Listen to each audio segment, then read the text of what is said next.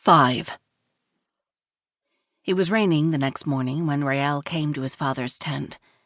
He stood for a moment and stared blindly at the wet canvas, letting the water cut channels into the red-brown mud that caked his armor.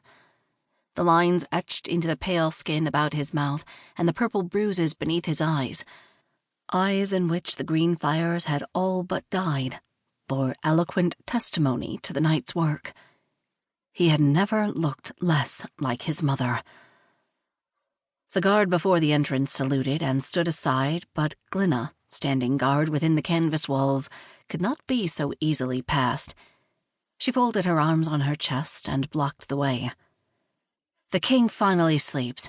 Anything you have to say can wait." "I have news of the war." "No doubt," she said dryly. "But I don't care if the war is over. You may not wake him." "The war is over." Her eyes widened. She looked down at the dried blood that stained his sword hilt, so thick in places that it filled the hollows in the ornate scrollwork. Then she stepped aside. "Don't allow him to become excited," she cautioned as Rael passed. "If he opens the wound again—" Her words trailed off, but the meaning was clear.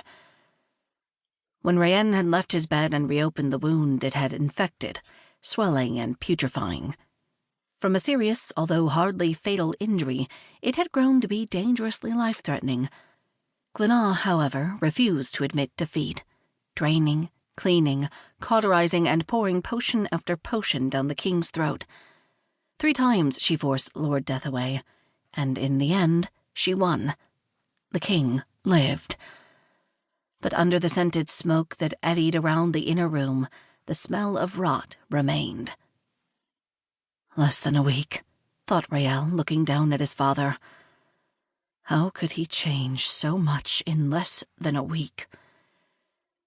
As the war had aged Rael, the wound had aged Rayen. Flesh hung from his bones as if it belonged to another man, and the lines of his face were now furrows. Not even the most loving son could deny that the king had grown old.